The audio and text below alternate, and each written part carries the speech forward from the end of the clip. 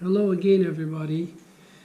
It seems that I have some difficulty with this recorder, or I don't know, with the Google Drive. I recorded like 17 minutes of the video yesterday, and I found out that there was only 8 minutes of it that was loaded and recorded on Google Drive. So I'm going to finish this, chapter 7, all the problems, and I have not made it available to you yet, but I'm going to make it available sometime today. So I did check the video. It was recorded up until part of problem number 19. So I'm going to do problem number 19 overview, and this is going to be on page 287 for 11th edition users, page 320 for 12th edition users, and page 326 for 13th edition users. And the problem, I think the part of it I have done. You guys go ahead and read the problem number 19, chapter 7. So they say that the mean is equal,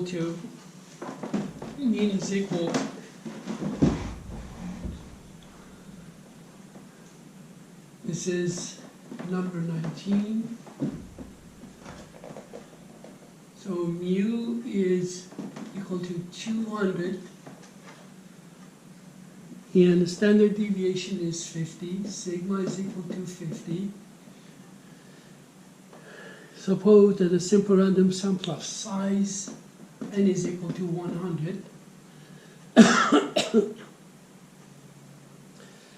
Of size 100 is selected, and x part is used to estimate the mu. Part A, what is the probability that the sample mean will be within plus or minus 5? For part A, they say plus or minus 5. That means plus 5 is going to be 205, and plus or minus 5. So that means z is equal to 1 for 195 minus 200 divided by 50. Oh, sorry. First we have to find standard error of the x bar. Okay, so we have to do sigma sub x bar is equal to sigma over square root of n. Sigma is equal to 50, square root of 100, that's 10, that's equal to 5. Now z is equal to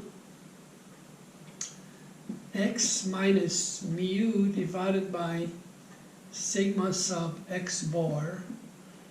So x is equal to 195 minus 200 divided by 5. That would be equal to -1. And then z is equal to 205 minus 200 divided by 5. That's equal to +1. So plus or minus 1 is standard deviation. It is going to be 68.26%. If you guys remember, for plus 1, the area from the table is 0.8431 minus -1, 0.1587, 0.8413, I think. And then the answer would be 0.6826. So this is the area for +1 from the z table. This is the area for -1 from the z table. We subtract from one another. That's the answer for part A. Now for part B, we have to do the same thing for plus. 5, that means 205.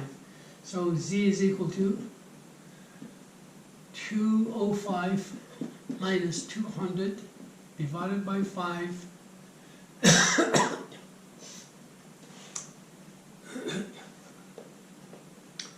Sorry, we did that. This is for part B. For part B,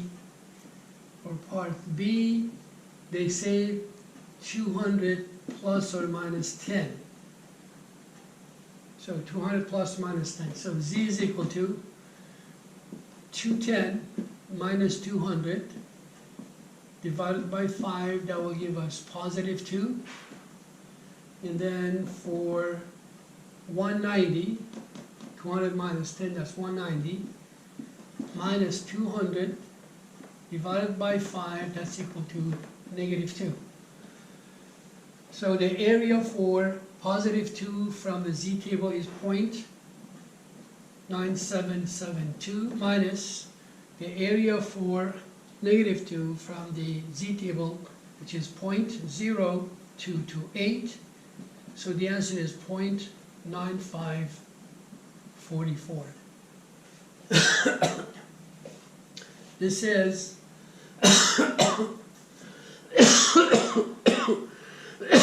excuse me. This is for problem number 19. So now we go to problem number 21. So problem number 21. Problem number 21 is a good example for us to see when we can use the formula for finite population and when we can use it for infinite population. Read the problem. The sample size is 50 from a population. When they say a population, that means this is an infinite population with standard deviation of 10. So n is equal to 50, sigma is equal to 10. Find the value of the standard error of the mean. Part A, the population size is infinite. For part A, sigma sub x bar is equal to sigma over square root of n. Sigma is 10 divided by square root of 50. This is 1.41.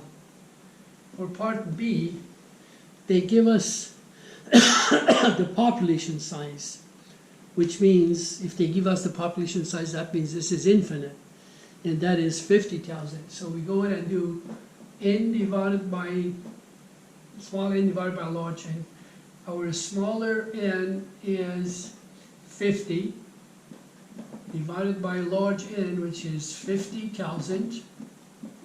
So this is equal to 0.001. Because this is less than 0.05. Do you guys remember the rule? N divided by small n divided by large n less than or equal to 0.05. If this is the case, then we treat a finite population as infinite.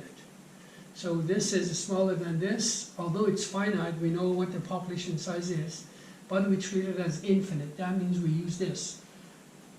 Sigma sub x bar is equal to sigma over square root of n, which is this one, and that is still equal to 1.41. So that's the same as this, so we use this formula. 10 divided by square root of 50. For part C, they want us to go ahead and use, part C, they want us to go ahead and use the population size of 5,000. So that means small n divided by large n is equal to 50 divided by 5,000. That equal to 0.01. So this is still less than 0.05. So we go ahead and say sigma sub x bar is equal to sigma over square root of n. That's equal to 10 divided by square root of 50. That's 1.41. So we still do use that infinite population formula. For part D, though, they give us the population size of 500. So 50 divided by 500, that's equal to 0.1.